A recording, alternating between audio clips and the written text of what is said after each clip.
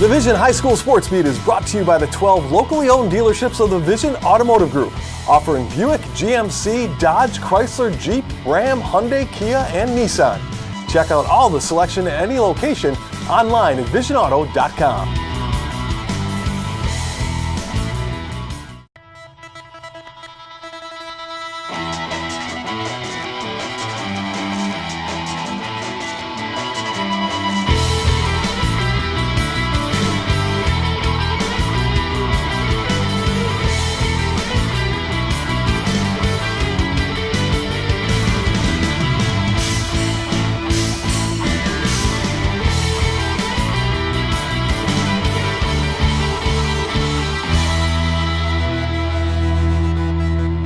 Hello everyone, and thanks for joining us on the Vision High School Sports Beat. I'm Dave Yates. We begin this week in Hilton, where the baseball program took a day to raise awareness and donations in the fight against breast cancer. The Cadets would host the Spencerport Rangers on a day where it was truly more than just a game. Here's Paul Gotham.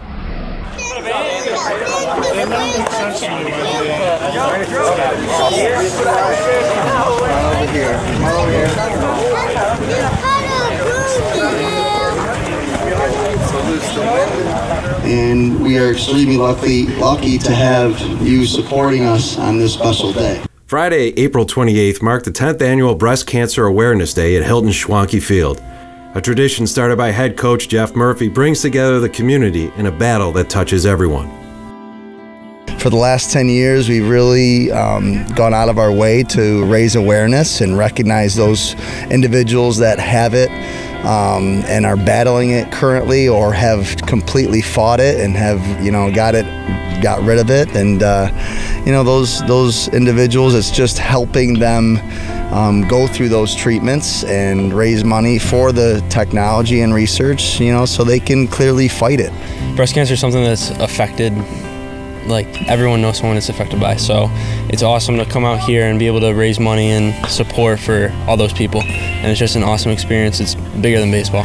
This day is personal for Murphy. Having lost his own mother, he knows the struggles other families face when affected by the disease. It is an opportunity for everyone to find and offer support. My mother passed away of breast cancer when I was, in middle school. So, she was only 38 years old. This is in 1988, and you try and back in 1988, they didn't have the research and the technology and the funding, for the treatments, and back then. For the Hilton Cadets, it's also an opportunity to rally around their coach. Oh, it's very nice because he does so much for us. He puts in all the time in the world, 365 days a year. So it's really nice for us to give homage to his family problems that he had. And it touches everybody in the community, really. So it's really nice to get them together. What does it mean to you to be able to support him with this? Personally, I know exactly what he feels. Well, not exactly. My grandmother died of breast cancer, so it's awesome. It's awesome to be able to come out here and honor her with my play, and it's an experience like you can't explain it. Hello, everyone. Thank you for coming today. This is our 10th annual Breast Cancer Awareness Game. We welcome Spencerport, and we thank Spencerport for coming and allowing us to continue this annual event for us. We have done this every year, and it's really more than baseball today. It's a special day where we raise some money and some funds for the Breast Cancer Research Foundation. We are going to collect money all day through concessions, through donations as well, and we really are helped out by your donations and your support for future research. Spencerport's Rangers lined up on the opposite side of the field from the Cadets, but on this day, the two teams came together as one in the battle against cancer. What's it like to be asked to be a part of this, and what does it mean to the community? Coach Murphy asked me a couple weeks ago, and I think this is awesome. We are so delighted to be here. It's like I told my kids on the bus on the ride over, this is more than a game, and it's a chance for play for something greater than ourselves. And I really believe that. And I know of me personally, I put a piece of tape on the back of my helmet and I wrote all the names of all the people that I know that are survivors, people that have lost the battle. And so I know with me, I'll carry a lot during today, and as well as we've talked about that with our kids. So we're really looking forward to it. This is our first time with it. Coach Murphy's the man, and this program's great for doing this the last 10 years, and we're just happy to be a part of it.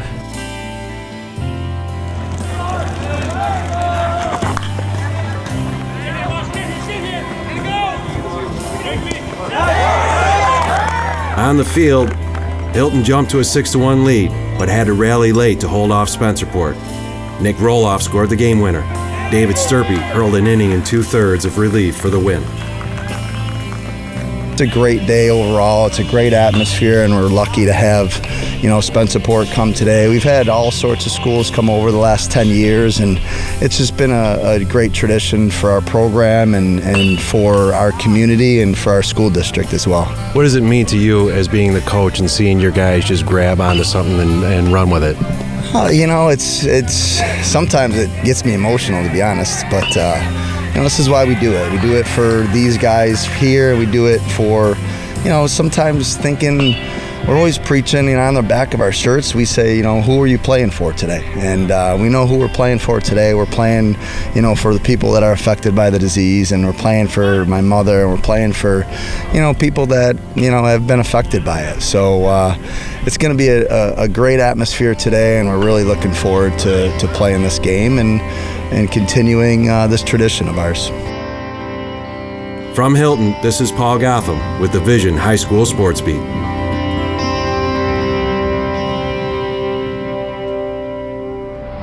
Hilton would pick up the win, and they handed Spencerport their 4th one-run defeat of the season.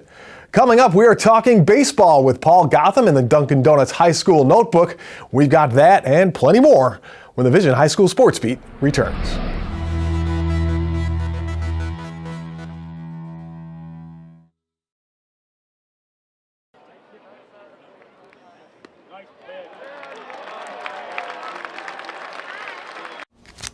Boom.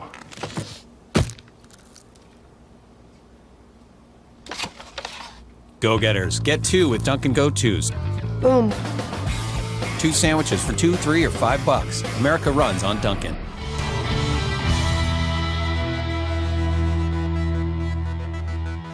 All right, welcome back. It's time now for the Dunkin' Donuts High School Notebook. America runs on Dunkin', and as always, we are joined by Paul Gotham from PickandSplinters.com. All right, Paul, it's been a busy time on the Diamonds. Some great stuff to talk about. What do you got for us? We have plenty of baseball action. We have gone from winter coats to sunscreen in a matter of about 48 hours, and that means we're going to have games every day.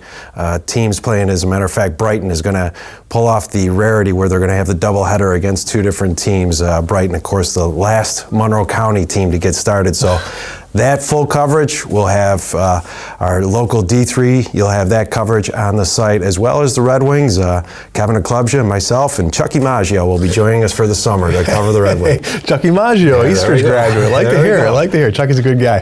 Talk a little bit about what you've seen recently on as far as the action goes in baseball. Well, certainly we had the first segment there with Hilton.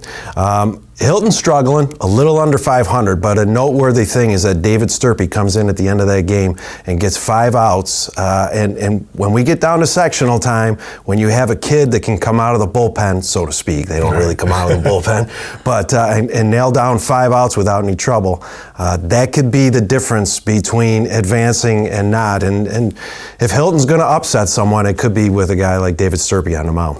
Now, in Major League Baseball, we got the Bronx Bombers. I guess, are they the Canandaigua Crushers now? Is that what we should start calling them? 97 runs in a 7-game stretch, which is just amazing.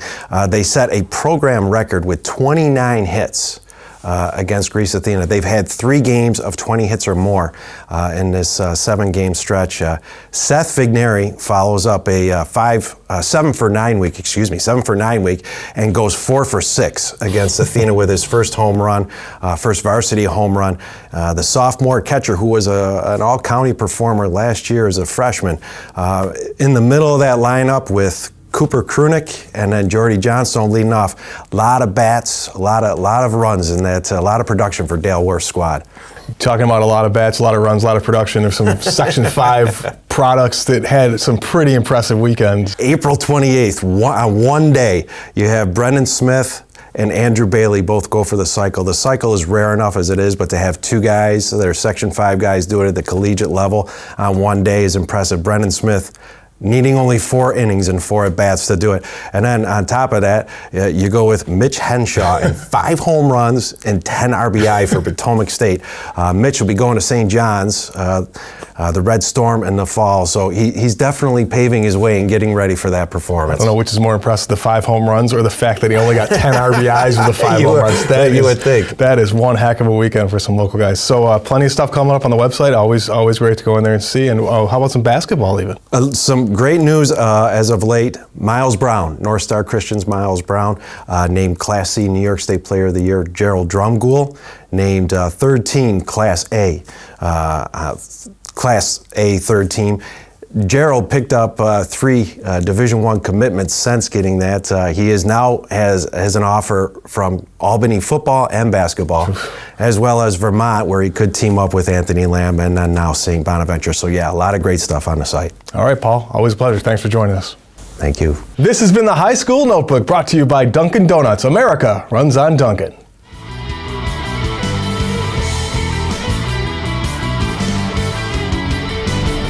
Coming up next, the Wegmans Making the Grade nominee with Kim. And later on, not even poor weather can dampen the spirits of the His and Hers Invitational in Penfield. We've got that and more when the Vision High School Sports Beat returns.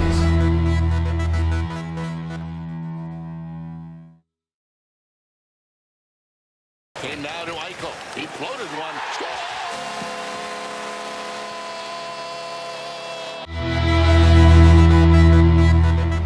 Welcome back, and thank you for watching the Vision High School Sports Beat. I'm Kim Burnson. It's time now for Making the Grade, brought to you by Wegmans. Wegmans is a proud supporter of Making the Grade, which highlights the accomplishments of Section 5 student athletes on and off the playing field. Making the grade this week is Jenna Prewazensak of Churchville Chi-Lite High School. Jenna is a senior and 2-sport varsity athlete for the Saints. She's currently in her last season as the starting second baseman for the varsity softball team and plays volleyball year-round through a travel program to help prepare her for the next level. Aside from her varsity team leadership, Jenna acts as treasurer for the National Honor Society and has helped set up fundraisers throughout her community. She volunteers with the Special Olympics at both the summer and winter games and works volleyball camps, serving as a role model and coach for younger athletes. Somewhere in between, Jenna works 2 jobs, one at a senior living community, and she's also a part-time waitress at a local restaurant. When it comes to her classwork, she's taken multiple IB and AP classes to help put her ahead with college credit. Next fall, Jenna will attend Utica College to play volleyball and plans to major in physical therapy. Nominated for her passion to give back to others and drive to succeed, this week, Jenna Prewazensak is making the grade. If you have a student in mind for our Making the Grade segment, we want your nominations. Send them in to info@classywolf.com. And now here's Dave with the Section 5 Spotlight. Well, thanks, Kim. Here are some of the athletes, teams, and coaches making news in this week's Section 5 Spotlight. Well, congratulations to Hilton grad and Binghamton Bearcat Lou Dupree for winning the national championship of the 86 kilograms at the UWW Freestyle Junior Nationals in Las Vegas. Dupree won the finals in fine fashion, winning at 12-2. Parker Kropman from Penfield, also a Bearcat, advanced to the round of 16 in Vegas as well. The Royal Comets hit the ground running at the Penn Relays as the girls' 4x100 relay team finished first in the Northeast Division at Penn with a time of 47.91 seconds. Aliyah Allen, Jalen Davis, Stephanie Nachi, and Lene Tava Thomas will have their names in the record books, as this was the first time in the event for the Northeast classification. And now RH has set the time to beat. Victor sophomore Katie Sidair helped lead the Blue Devils to a 1-0 win over Rush Henrietta. Katie did more than her part, actually, as she tossed her second no-hitter of the young season, totaling 13 strikeouts and had just 1 walk. Pal Mac Baseball beat Edison 22-0 behind 8th grader Paul Goodness, who pitched a no-hitter in his first varsity start. The 105-pounder, who normally plays second base, got the start in the second game of a doubleheader and pitched 5 no-hit innings with 6 strikeouts against 3 walks. And finally, there's Alex Officer, the former Eastridge Lancer and Pitt Panther, who who was signed by the Oakland Raiders last weekend.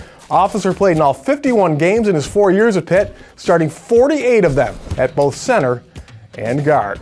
Well, up next, it's a 40-year tradition for the track and field community, and it honors one of the area's best, the His and Hers Invitational in Penfield.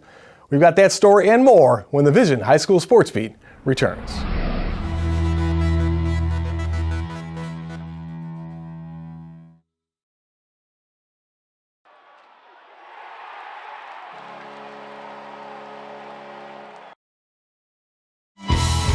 The Vision High School Sports Beat is brought to you by the 12 locally owned dealerships of the Vision Automotive Group, offering Buick, GMC, Dodge, Chrysler, Jeep, Ram, Hyundai, Kia, and Nissan. Check out all the selection at any location online at visionauto.com. Welcome back, and thanks once again for joining us on the Vision High School Sports Beat. I'm Dave Yates. The His and Hers Invitational track and field event in Penfield has a history that spans 4 decades. And within the event, it celebrates the memory of 2 of the area's best athletes, Cedric Walker and Trent Jackson. It was wet. It was cold. It was pretty much miserable. The type of day when the athletes in the steeplechase weren't the only ones getting soaked. But it wasn't enough to keep one of the great track traditions in our area from getting out of the blocks. The Penfield His and Her Invitational has been around since the 1970s and can trace its roots back to when global superpowers went head-to-head on the track. When we started this 40 years ago, it was a 9-team meet.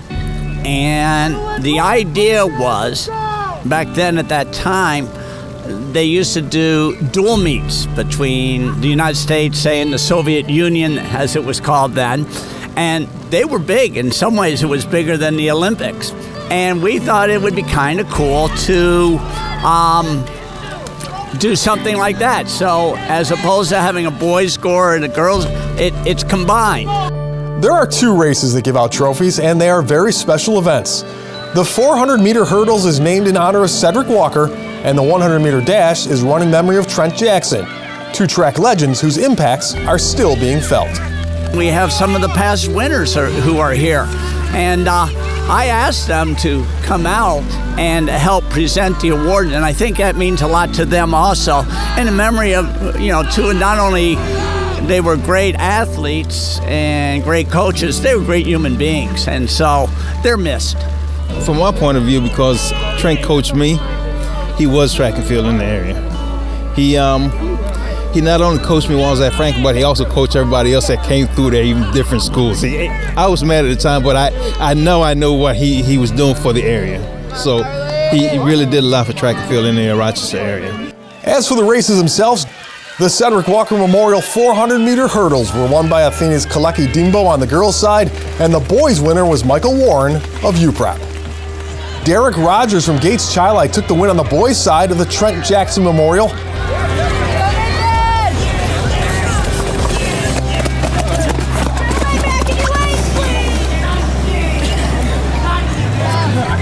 Right there, talk about that run. Happy with the performance? Kinda, just for it being cold, but I was just trying to get up the blocks and get the lead. And for the girls, Rush Henrietta's Stephanie Hyde overcame the elements and the competition with a time of 12.69 seconds. So you happy with the way things went? Yes, I'm actually very happy. Coming in, I knew I could do pretty well, and even though the conditions weren't ideal, but I still tried to do my best and stay warm, so I'm pretty happy. When you see the number of athletes here for this event, it's hard to picture what it was like in the beginning. It's grown from 9 teams to this year it's 30 schools are participating. Some teams have 50, 60 kids here, others have 1. And if those athletes do well enough, they get something a little different to show how successful they have been. The neat part is we give out shirts, and it's kind of neat to go around to different sites and like this is Penn Relays week, and we were down there and you see the college kids still wearing their His and Her meet shirts and stuff. So that's kind of neat, as it's gone on. And, it's kind of a nice tradition now. 40 years, it's a long time. There are plenty of things you can't count on, like the weather, for example. But you can be sure of at least one thing. The little Irish will be at this meet. With the size of my team, sometimes I think maybe we should go to another meet, but I will not miss this meet because of Trent Jackson. I will not miss it. As long as I'm coaching, I will be at this meet.